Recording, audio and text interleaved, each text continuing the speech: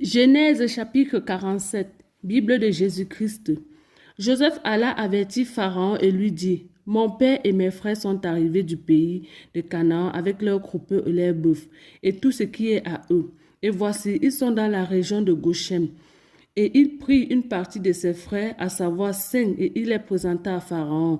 Et Pharaon dit aux frères de Joseph, quel est votre métier? Il répondit à Pharaon, tes serviteurs sont des bergers, comme l'ont été nos pères. Il dit aussi à Pharaon, nous sommes venus demeurer comme étrangers dans ce pays, parce qu'il n'y a plus de pâturage pour les troupeaux de tes serviteurs, et il y a une grande famine au pays de Canaan. Maintenant, nous te prions que tes serviteurs demeurent dans la région de Goshen. Et Pharaon parla à Joseph, et il lui dit, ton père et tes frères sont arrivés auprès de toi. Le pays d'Égypte est à ta disposition. Fais habiter ton père et tes frères dans le meilleur endroit du pays, qu'ils demeurent dans la région de Goshen. Et si tu connais parmi eux des hommes habiles, et tu habiteras et tu les établiras chefs de tous les troupeaux. Alors Joseph amena Jacob son père et le présenta à Pharaon, et Jacob bénit Pharaon. Et Pharaon dit à Jacob, quel est le nombre de jours des années de ta vie? Jacob répondit à Pharaon, les jours des années de mes pèlerinages sont de 130 ans. Les jours des années de ma vie ont été courts et mauvais et n'ont point atteint les jours des années de la vie de mes pères, du temps de leur pèlerinage. Jacob donc bénit Pharaon et sortit de devant lui. Et Joseph assigna une demeure à son père et à ses frères et leur donna une possession au pays d'Égypte, au meilleur endroit du pays, en la contrée de Ramsès, comme Pharaon l'avait ordonné. Et Joseph fournit du pain à son père et à ses frères et à toute la maison de son père, selon le nombre de leur famille. Or, il n'y avait point de pain sur toute la terre, car la famine était très grande et le pays d'Égypte et le pays de Canaan étaient épuisés par la famine. Et Joseph amassa tout l'argent qui se trouva dans le pays d'Égypte et dans le pays de Canaan, contre le blé qu'on achetait, et il apporta l'argent à la maison de Pharaon. Quand l'argent du pays d'Égypte et du pays de Canaan fut épuisé, tous les Égyptiens vinrent à Joseph en disant, donne-nous du pain, et pourquoi mourrions-nous en ta présence? Parce que l'argent manque. Joseph répondit, donnez votre bétail et je vous en donnerai pour votre bétail, puisque l'argent manque. Alors ils amenèrent à Joseph leur bétail et Joseph leur donna du pain pour les chevaux, pour des troupeaux, des brebis, pour des troupeaux de bœufs et pour des ânes. Ainsi, il leur fournit du pain en échange et leurs troupeaux cette année-là.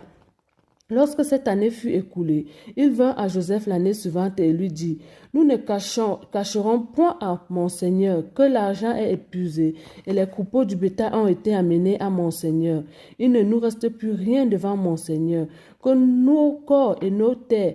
Pourquoi mourrions-nous sous tes yeux? Achète-nous avec nos terres pour du pain, et nous serons esclaves de Pharaon, et nos terres seront à lui. Donne-nous aussi de quoi s'aimer, afin que nous vivions et ne mourions point, et que nos terres ne soient point désolées.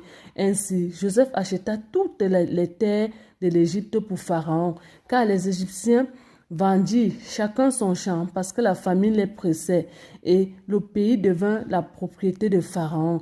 Et il fit passer le peuple dans les villes d'un bout à l'autre des frontières de l'Égypte.